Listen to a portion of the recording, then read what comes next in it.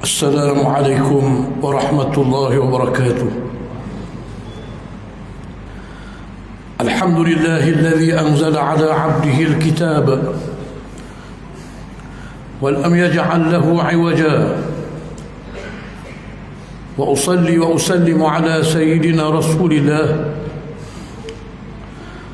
وعلى آله وصحبه ومن اتبع هداه. أما بعد، أعوذ بالله من الشيطان الرجيم. بسم الله الرحمن الرحيم. الذين يظنون أنهم ملاقو ربهم وأنهم إليه راجعون. يا بني إسرائيل اذكروا نعمتي التي أنعمت عليكم وأني فضلتكم على العالمين. واتقوا يوما لا تجزي نفس عن نفس شيئا ولا يقبل منها شفاعة ولا يؤخذ منها عدل ولا هم ينصرون. وإذ نجيناكم من آل فرعون يسومونكم سوء العذاب يذبحون أبناءكم ويستحيون نساءكم وفي ذلكم بلاء من ربكم عظيم. وإذ فرقنا بكم البحر فأنجيناكم وأغرقنا آل فرعون وأنتم تنظرون. Maksudnya yaitu mereka yang meyakini bahawa mereka akan menemui Tuhan mereka dan bahawa mereka akan kembali kepadanya. Wahai Bani Israel, kenanglah akan nikmatku yang telah kukurniakan kepadamu, dan ingatlah bahawa aku telah melebihkan kamu, yakni nenek moyang kamu, mengatasi umat-umat yang lain pada zaman itu. Dan peliharalah dirimu dari azab hari kiamat, yang padanya seseorang tidak dapat membela orang lain sedikit jua pun, dan tidak diterima syafaat pertolongan daripadanya, dan tidak pula diambil daripadanya sebarang tebusan, manakala mereka pula tidak akan diberi sebarang pertolongan. Dan ingatlah ketika kami menyelamatkan kamu dari kaum Fir'aun yang menyeksa kamu dengan azab yang seburuk-buruknya. Mereka tergamuk menyembelih anak-anak lelaki kamu dan membiarkan hidup anak-anak perempuanmu, sedang pada yang demikian itu terdapat ujian yang besar dari Tuhan kamu. Dan ingatlah juga ketika kami membelah laut untuk kamu, lalu kami selamatkan kamu dan kami tenggelamkan kaum Fir'aun, sedang kamu semua menyaksikannya. Ayat-ayat yang dibacakan tadi adalah ayat ke-46 sehingga ke-50 dari suratul Baqarah. Ayat yang ke-46 adalah kesinambungan yang rapat dengan ayat yang ke-45 yang sepatutnya kita tafsirkannya sekali pada minggu lepas. Namun kerana kekangan masa, kita berhenti dekat ayat 45, di mana pada ayat 45 Allah memerintahkan ahlul kitab dan orang-orang beriman sepanjang zaman untuk memohon pertolongan kepada Allah dengan jalan sabar dan bersolat. Dan Allah menyatakan betapa solat itu, sekalipun sikit bilangan waktunya 5 je, sikit rakaatnya yang fardu, sangat berat untuk dikerjakan dengan sempurna, melainkan bagi orang-orang yang khusyuk. Bila mari bulan Rejab, kita sambung Isra Mi'raj. Kemuncak Isra Mi'raj adalah Allah Ta'ala memfardukan sembahyang, hadiah sembahyang, salat.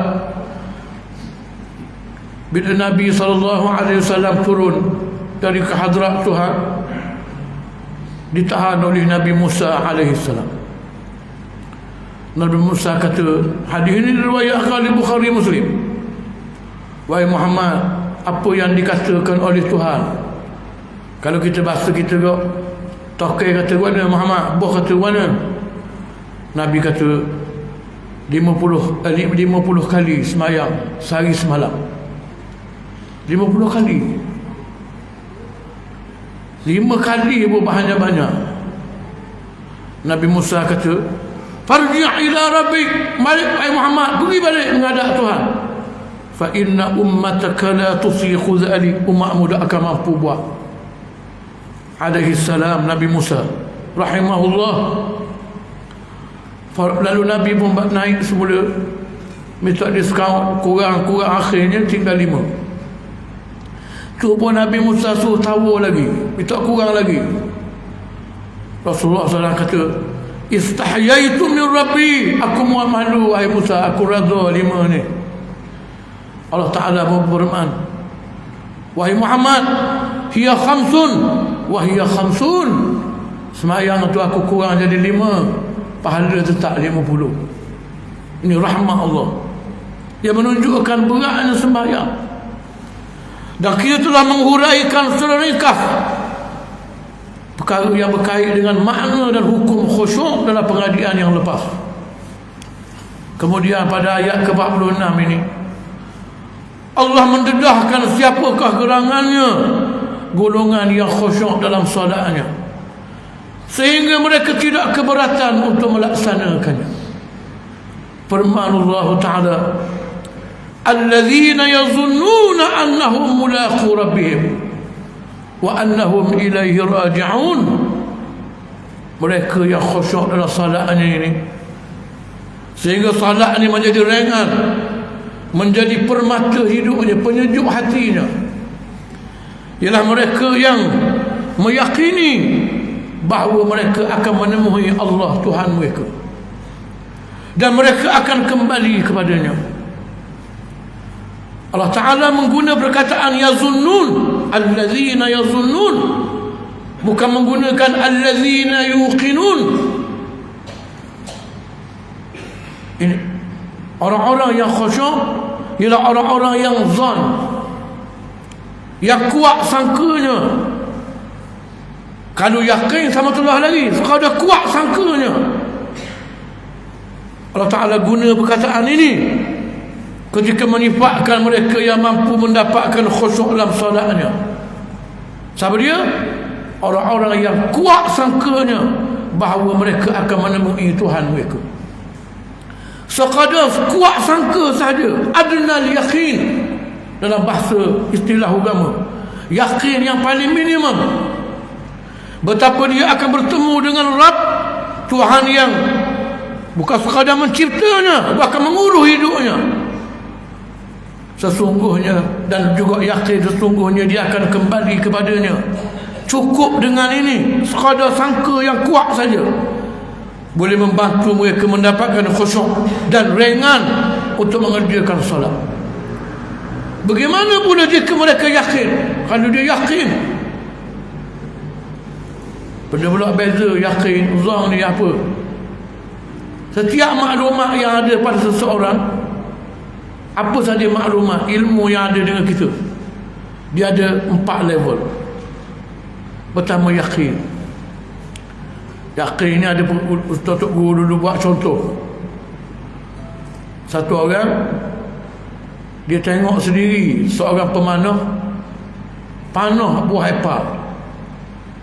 Buah apel tu buah atas pada orang, hak panah tu pun panah. Kena. Mula-mula rasa kebetulan, boleh jadi kebetulan, boleh jadi buat 2 kali, 3 kali, kena. Ketika itu kita kata menatang ni pandai sungguh, hebat sungguh. Dan kita masa itu hanya zan, sangka dia hebat, sangka dia ni cekak sungguh memanah, tak yakin lagi. Yakin ini bila? Bila mu sendiri berani ambil buah apple tu, buah atas pada mu untuk dia panuh. Masa tu mu yakin sungguh memang dia panuh akan kena. Ilmu yakin. Ada maklumat yang ada dengan kita, tarah dia yakin. Antaranya 2 lebih banyak daripada 1. Dia yakin. Kalau ada orang berasa lain, dia kata dah hamba mengaji 1 banyak lagi daripada 2. Mengaji dalam hospital gila. Api itu panas. Kita yakin sekarang ini malam, kita sanggup gotoh dengan orang ini malam. Yakin. Di sana ada zan. Zan ini ialah ada pemberat. Dia menunjukkan benda itu begitu. Contohnya kiblat. Kita duduk di tempat yang tertutup, tak tahu kiblat di mana. Duduk dalam hutan, tak tahu kiblat di mana. Kita diminta cari kiblat. Dan cari kiblat dengan cari sebarang qarinah, sesuatu yang boleh menguatkan sangka kita. Itulah kiblat. Kita kata sini kiblat. Pasal apa kata kiblat sini? Kerana kita ada di Terengganu. Dan Terengganu kiblat dia tari jatuh. Contohnya, dan ni tari jatuh. Tari jatuh ini menguatkan sangka kita. Itulah dia kiblat. Kalau awak mari kompas dan seumpamanya, sama telah lagi.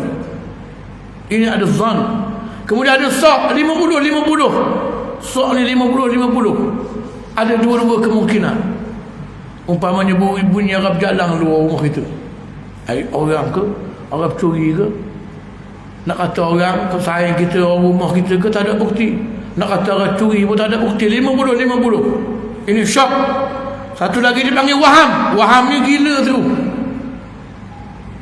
Orang yang percaya pada benda yang tidak ada hujah, tidak ada dalil, tidak ada pemberat, tidak ada tarjih yang boleh menguatkan pandangan itu.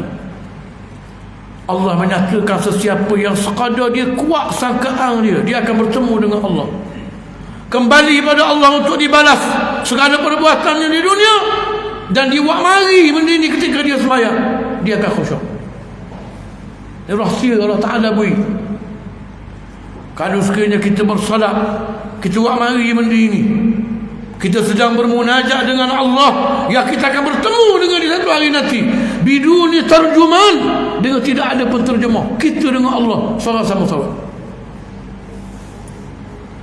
Berkata Ibnu Ashur dalam tafsirnya At-Tahrir wa Tanwir, "Law kana ladayhim mujarradu dhanni bi liqa'i Allahi la khasha'u, fa kaifa wa hum mustayqinun wa hadha min babil aula."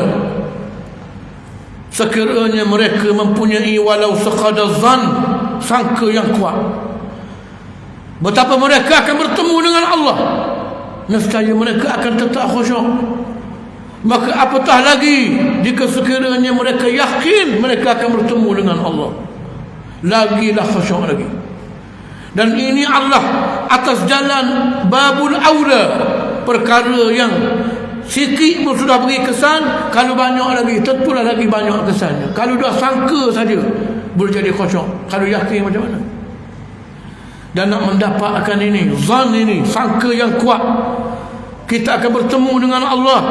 Caranya apa? Akli dan nakli, dengan menuntut ilmu, kemudian merenung diri sendiri, melihat bagaimana alam ini. Tengok orang mati, mana ada orang hidup sampai habis.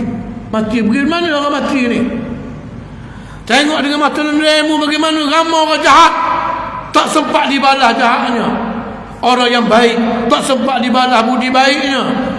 Belajar Quran, belajar hadis, semua ilmu ni digabung menjadi ramuan untuk kita mendapat keyakinan kita akan bertemu dengan Allah. Maka oleh kerana itu, jumhurul mufassirin menafsirkan zan di sini dengan yakin. Maknanya adnal yakin, yakin yang paling minimum. Dan secara kesinambungannya adalah mereka yang menzahirkan ingatan terhadap hari bertemu dengan Allah, hari pembalasan ketika mana dia bersalat. Nescaya dia akan khusyuk dalam salatnya. Nescaya salat yang berat itu akan menjadi ringan dan mudah serta menyeronokkan. Sebagaimana seronoknya kita duduk kedai kopi. 3 jam tak rasa benda, order air saja. Habis cerita betul, cerita tipu pula. Seronok. Sekejap masa berlalu, kita nak semayang jadi begitu. Abu Dawud meriwayatkan dalam sunannya sebuah hadis yang sahih dari Salim bin Abil Ja'd, seorang tabi'in rahimahullah, katanya Salim bin Abil Ja'd kibarut tabi'in, anak murid sahabat Nabi. Qala rajulun min Khuza'ah laitani sallaitu fastarahtu faka'annahum 'adu 'alaihi dhalik. فقال سمعت رسول الله صلى الله عليه وسلم يقول يا بلال أقم الصلاة أرحنا بها. Kata Salim bin Abil Ja'di, telah berkata seorang lelaki dari kalangan sahabat Nabi yang berasal dari suku Khuza'ah. Dikata ramai-ramai, alangkah baiknya jika aku dapat bersolat lalu aku dapat berehat. Solat dan rehat. Kita lagu mana kita? Bebanan. Cara kita bercakap pun menunjukkan begitu. Semayang dulu senang sikit. Kita semayang dulu senang. Bagus. Tapi itu adalah apa yang kita faham daripada sembahyang kita. Benda berat. Benda yang membebankan. Benda yang alangkah bagusnya kalau tak ada. Maka bila dia kata begitu, seolah-olah orang di kelilingnya merasa pelik dengan kata-katanya. Lalu dia bersabda, jangan pelik dengan apa yang aku kata ini, kerana aku mendengar Nabi SAW bersabda, wahai Bilal, dirikanlah salat, rehatkanlah kami dengannya. Tuan-tuan pernah dengar cerita Nabi SAW dengar tapak kaki teropoh, bunyi teropoh Bilal bin Rabah dalam syurga. Kenapa Nabi dengar? Kerana Nabi, benda yang paling Nabi tunggu ialah bunyi teropoh Bilal mari nak azan. Bagi dia tunggu, ini benda yang Nabi tunggu. Bila Nabi dengar kelekuk-kelekak selain Nabi lah musafah, Nabi kata, ya Bilal, ya Bilal, aqimus salah, qamak Bilal, arihna biha, rehatkan kami dengan salat. Semayang ni rehat. Al-Imam Muslim meriwayatkan dalam kitab sahihnya dari Abi Hurairah radhiyallahu anhu, Nabi SAW bersabda, laqiyallahu al-'abda faqala ay ful alam ukrimka wa usawwirka wa uzawwijka wa usakhkhir laka al-khayla wal-ibla wa azarka tar'as wa tarba' fayaqulu bala قال أفظننت أنك ملاقي فيقول لا فيقول الله تعالى فاليوم أنساك كما نسيتني. Maksudnya, bila mana mari hari kiamat, Allah menemu seorang hamba lalu bertanya, wahai si fulan, bukankah aku telah memuliakanmu, menjadikanmu pemimpin, mengahwinkanmu, serta menundukkan kuda dan unta untukmu, dan aku biarkan kamu mengetuai serta memimpin? Hamba itu menjawab, benar wahai Tuhan. Allah bertanya, adakah kamu menyangka? Tak sangka saja. Adakah selepas aku beri semua sekali ini, mengingat aku beri peri, selepas aku beri semua sekali ini, adakah kamu menyangka bahawa kamu akan menemuiku? Hamba itu menjawab, tidak. Maka Allah berfirman, maka pada hari ini aku melupakanmu sebagaimana kamu melupakan aku. Dalam hadis ini juga ada rahsia bagaimana nak mendapatkan rasa sangka yang kuat kita nak bertemu dengan Allah, iaitu merenung nikmat yang Allah Ta'ala beri pada kita. Siapa dia beri benda ni? Nyawa, beri pada kita kesihatan, beri pada kita kebijaksanaan, beri rezeki, beri macam-macam. Siapa dia beri benda ni? Ayahmu beri, taknyamu beri, syarikat mana beri, kerajaan mana beri? Allah beri. Dengan mengingat nikmat ini melahirkan rasa yakin Allah yang beri ini akan panggil balikmu, jumpa balik denganmu, tanya khabar apa yang mengguna dengan macam-macam nikmat yang diberi ini. Maka ini boleh mendatangkan kuat sangka mu akan bertemu dengannya, dan juga boleh mendatangkan khusyuk dalam sembahyang. Kemudian Allah menyambung seruannya dan pujukannya terhadap ahlul kitab Bani Israel dengan firman-Nya, Ya Bani Israel, wahai Bani Israel, Uzkuru ni'mati allati an'amtu alaikum. Ingatlah, kenanglah nikmatku yang telah kukurniakan kepada kamu. Wa anni faddaltukum 'alal 'alamin. Khasnya nikmat iaitu aku melebihkan kamu, melebihkan nenek moyang kamu mengatasi umat-umat yang lain pada zaman itu. Sekali lagi Allah mengungkit jasa dan budinya kepada Bani Israel untuk menginsafkan mereka dan menjemput rasa syukur dalam hati mereka sehingga sudi beriman dengan Muhammad sallallahu alaihi wasallam. Hei Bani Israel, aku beri kamu nikmat banyak. Ingat nikmat ini. Wa anni faddaltukum, khasnya nikmat aku lebihkan kamu alal alamin, di atas seluruh alam pada zaman itu. Para ulama tafsir menafsirkan kelebihan ini dengan ilmu, petunjuk dan kerajaan. Kerana Allah melantik ramai di kalangan Bani Israel yang menjadi Rasul dan Nabi, sehingga pada satu-satu masa ada 2 orang Rasul di kalangan mereka, pada seperti Nabi Musa dan Nabi Harun alaihi wassalatu wassalam, Nabi Daud dan Nabi Sulaiman. Dari 4 kitab yang wajib kita imani, 3 daripada ini diturunkan kepada mereka, Taurat, Zabur dan Injil. Dari 25 orang Rasul yang wajib kita beriman secara khusus, 14 di kalangan mereka adalah Bani Israel. 4 orang sahaja daripada kalangan mereka Arab, Nabi Hud, Nabi Saleh, Nabi Shu'aib, Nabi Muhammad sallallahu alaihi wasallam. 7 lagi Rasul yang terawal sebelum Bani Israel lagi, sebelum Arab lagi, Nabi Adam, Nabi Idris, Nabi Nuh, Nabi Ibrahim, Nabi Lut, Nabi Ismail, Nabi Ishaq alaihi wassalatu wassalam. Itu baru Rasul. Para Nabi lagi ramai di kalangan mereka. Di sana ada beza di antara Rasul dan Nabi secara istilahnya. Kedua-duanya menerima wahyu daripada Allah.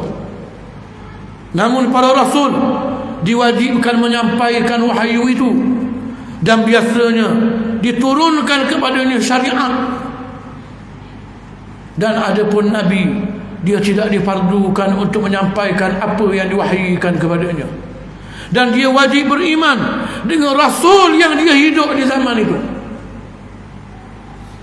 Al-Bukhari dan Muslim meriwayatkan dalam kitab sahih keduanya, an Abi Hurairah radhiyallahu anhu, anin Nabi sallallahu alaihi wasallam qala, kanat banu Israil tasusuhumul anbiya, kullama halaka nabiyyun khalafahu nabiy, wa innahu la nabiyya ba'di wa sayakunu khulafa'u fayakthurun.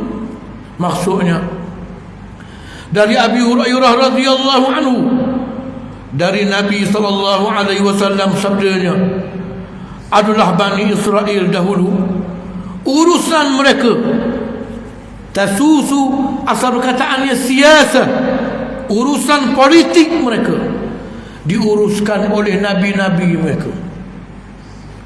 Kita jangan ingat politik ni pilihan raya, bodoh sangat.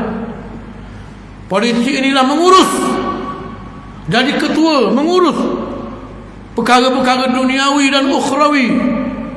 Yang menjadi pemimpin Bani Israel, urus urusan politik mereka, nabi-nabi mereka. Tiba-tiba kita orang Islam, orang masjid tak mau terlibat dengan politik, mau ikut Nabi mana? Nabi-nabi adalah pengurus. Nabi Muhammad sallallahu alaihi wasallam adalah Perdana Menteri, Menteri Keuangan, Ketua Hakim Negara, Ketua Angkatan Panglima Angkatan Perang, Imam Sembahyang, Qadi. Ini dunia wal akhirah, bukan jaga masjid saja. Ada di kalangan kita kononnya lebar sangat, tak mau cara politik ni baloh sambung baloh. Mana bagus umur dengan Nabi Muhammad. Dan Muhammad bukan baloh, berperang. Perang dengan pak saudara sendiri, perang dengan anak beranak sendiri. Siapkan bala tentera, kepung tanah, tumpah darah baginda sendiri Mekah bila nak berlaku pembukaan kota Mekah. Ini yang orang Islam kena faham. Yang penjajah telah lama dah racun dalam otak kita. Tiba-tiba Nabi Muhammad kata Bani Israel itu yang mengurus urusan politik mereka Nabi-Nabi. Tiap-tiap kali wafat Nabi itu diganti dengan Nabi yang lain. Tak beri yang lain, beri Nabi juga. Ini kerja Nabi. Orang yang berpolitik kemudian dengan cara yang amanah, dengan amar ma'ruf nahi munkar, orang ini sedang buat kerja Nabi-Nabi alaihi wassalatu wassalam. Jangan rasa ugah, jangan rasa malu. Ini kerja Nabi-Nabi. Dan sesungguhnya tidak ada Nabi lagi selepasku. Rasulullah kata, masa aku hidup, akulah yang menjadi ketuanya, ketua politiknya. Dan tak ada Nabi selepas aku. Yang ada ialah para khalifah, pengganti-pengganti. Dan bilangan mereka sangat ramai, nak boleh jumpa hari kiamat. Dalam hadis ini menunjukkan ramanya Nabi-Nabi di kalangan Bani Israel. Sebab apa? Mereka ini beribu tahun nak urus hidup ini. Satu generasi, mati seorang Nabi, ganti Nabi lain, mati ganti Nabi lain. Menunjukkan ramai bilangan mereka. Ibnu Abi Hatim dan Ibnu Jarir meriwayatkan dalam tafsir keduanya dengan sanad yang dhaif dari Ibnu Mas'ud radhiyallahu anhu, katanya qatalat Banu Israel 300 nabiyyin min awalin nahar wa aqamu suqa baqlihim min akhirin nahar. Ibnu Mas'ud kata Bani Israel telah membunuh 300 orang Nabi pada permulaan waktu siang. Sepagi bunuh 300 orang Nabi. Ini menatang Yahudi ini. Kita heran apa dia bunuh apa orang Islam di Palestin. Nabi utusan Allah apa dia bunuh 300 orang sepagi.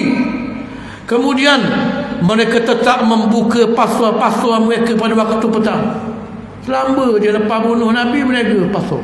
Bangsa tak ada hati perut.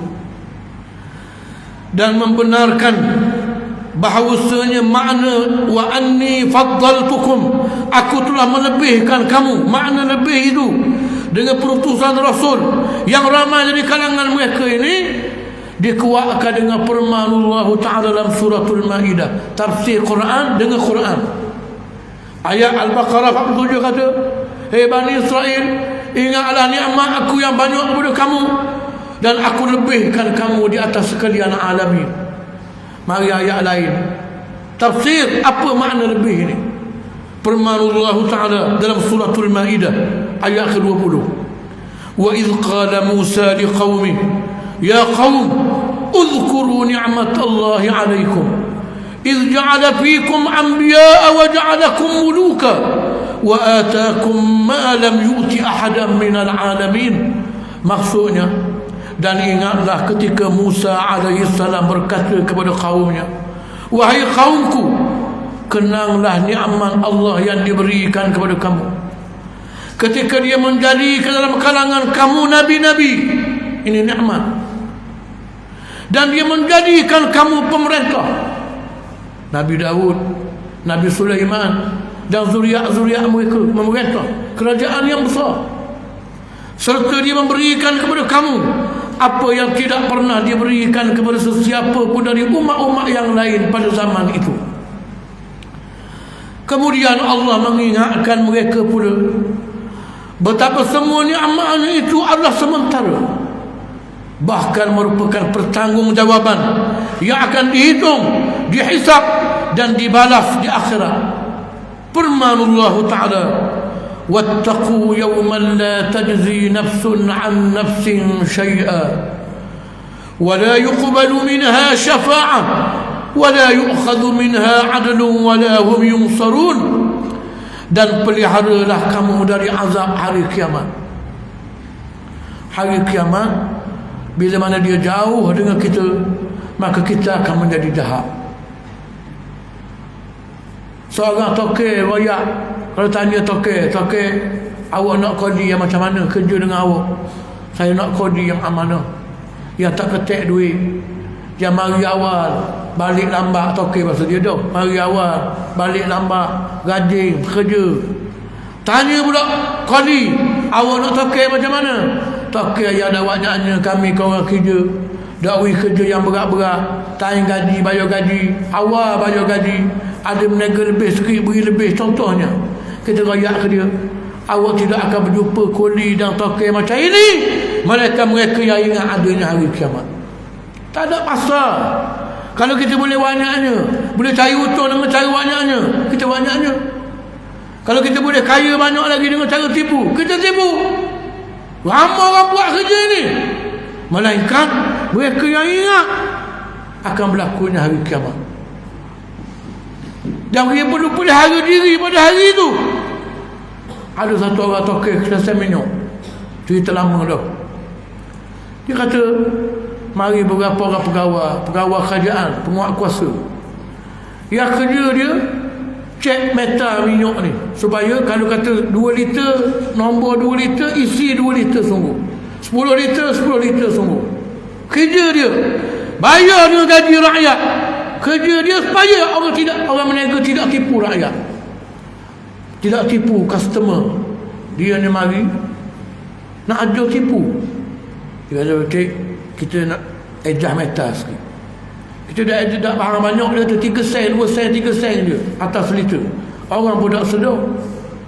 Lepas tu dapat untung bulan-bulan, kita bagi, awak separuh, saya separuh.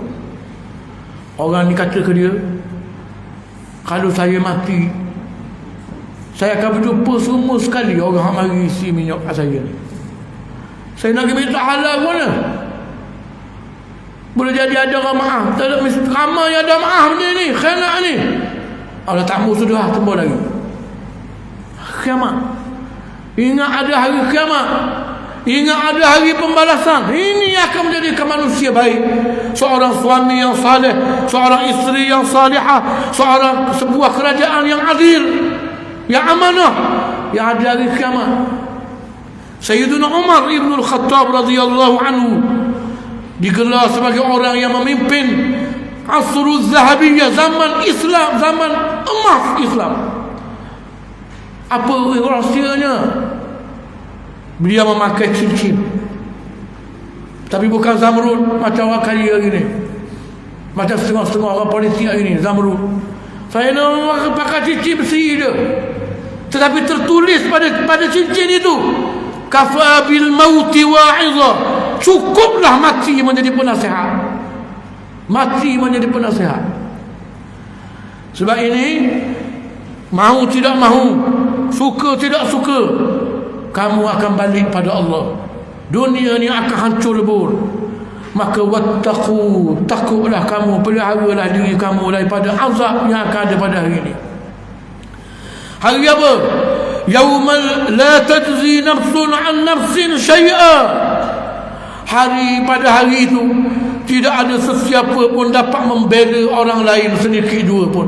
Tak ada orang boleh tolong orang pada hari itu. Dalam surah Abasa, Allah Ta'ala sebut, yauma yafirrul mar'u min akhih. Pada hari itu seseorang akan lari bila mana bertemu dengan adik-beradik dia. Wa ummihi wa abi, berjumpa dengan mak dia lari, berjumpa dengan ayah dia lari.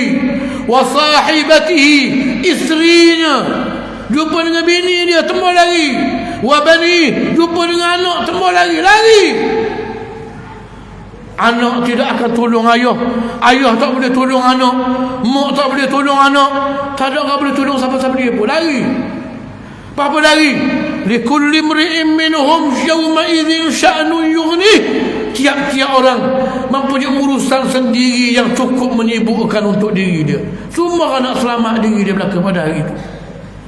Firman Allah Ta'ala dalam surah Luqman, ya ayyuhan nas ittaqu rabbakum wakhshaw yawman la yajzi walidun an waladihi wala mauludun huwa jazin an walidihi syai'a inna wa'dallahi haqq fala taghurrannakumul hayatud dunya wa la yaghurrannakum billahil gharur.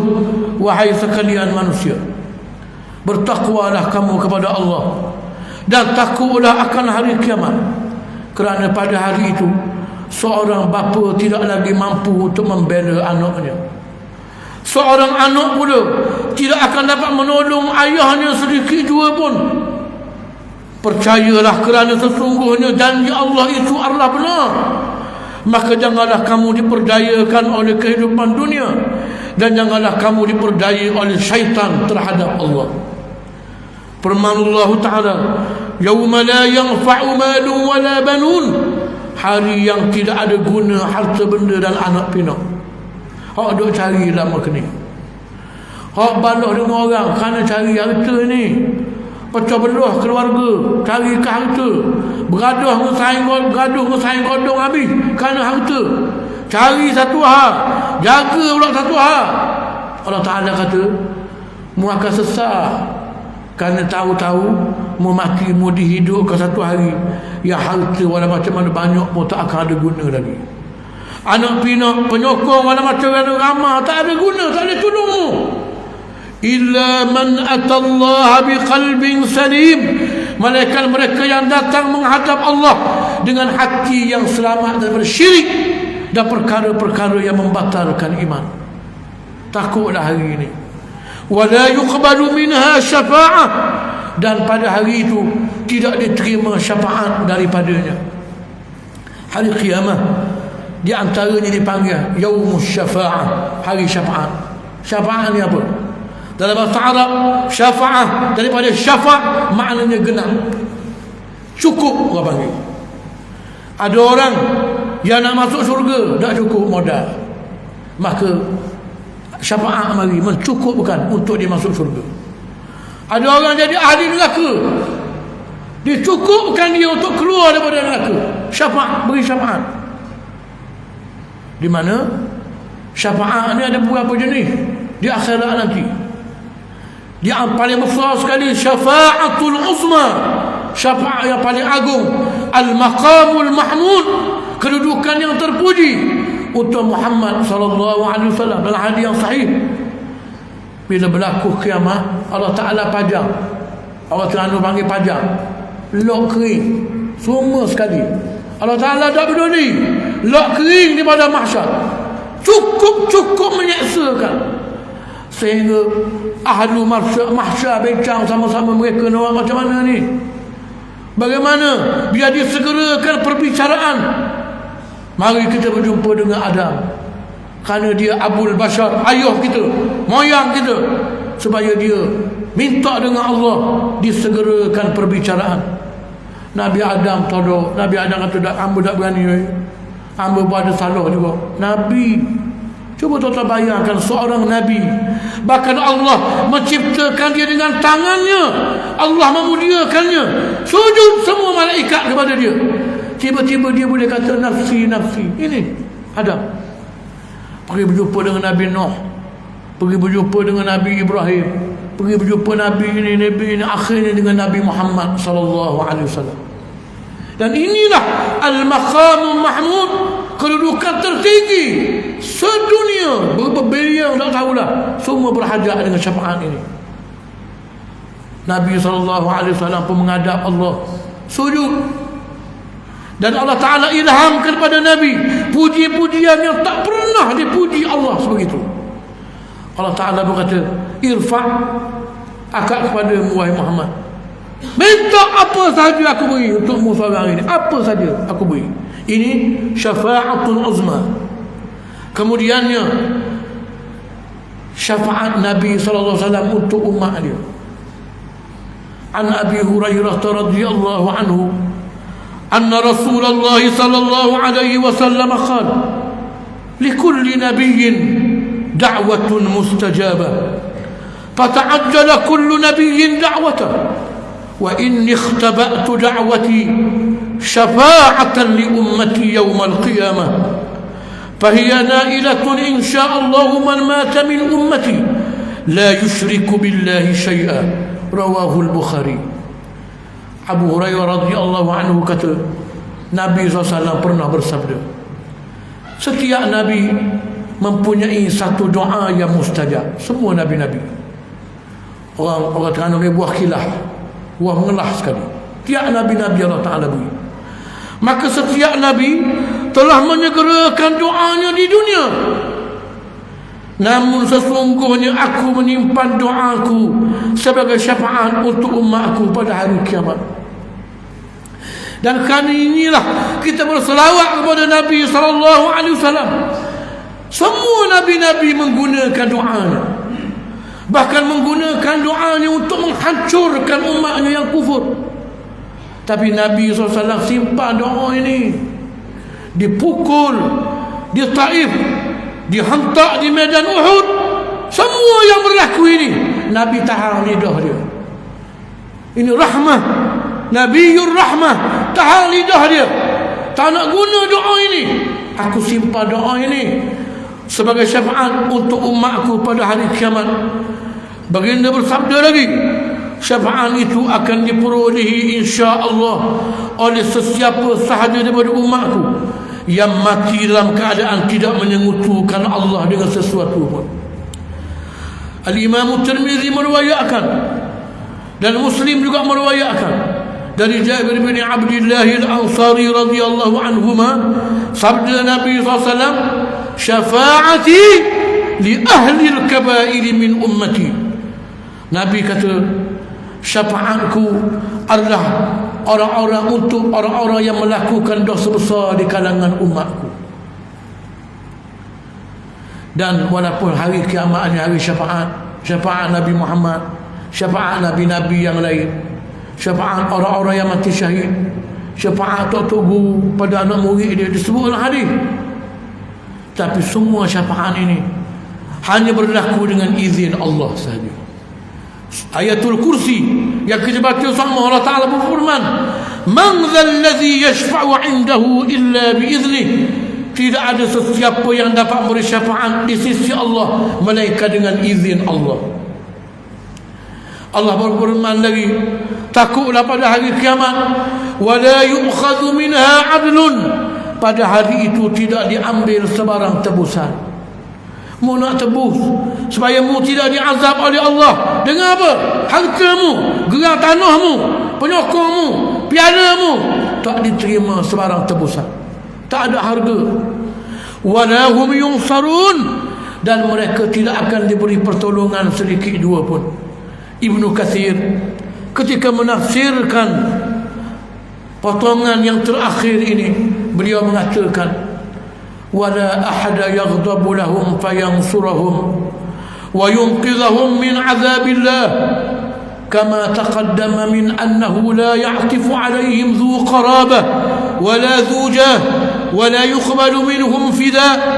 هذا كله من جانب التلطف، ولا لهم ناصر من أنفسهم ولا من غيرهم، كما قال الله فما له من قوة ولا ناصر.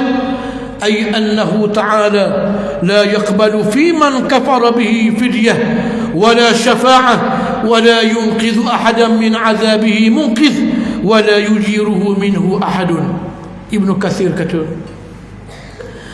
maksud Allah, mereka tak akan diberi pertolongan di hari itu dengan maksud tidak ada sesiapa pun yang akan marah kerana membela mereka bila mereka diazab. Bila dia diazab, tak ada orang siang pun, tak ada orang siang ke dia, sehingga menolong serta menyelamatkan mereka dari azab Allah.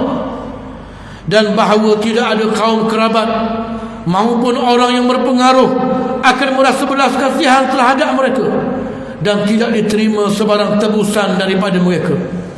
Semuanya ini adalah dari sudut pertolongan kerana kasihan. Malah mereka juga tidak mempunyai penolong dari diri mereka sendiri maupun dari orang lain, seperti mana Allah berfirman, maka tidak ada baginya sebarang kekuatan dan tidak ada penolong. Kita hidup atas dunia ni, kita gagah dengan diri kita dan rajin-rajin kita gagah dengan orang lain. Contoh, kita bawa kereta, road check kereta mampu, tengok-tengok road block depan, kita pun sengih. Pasal apa kita sengih?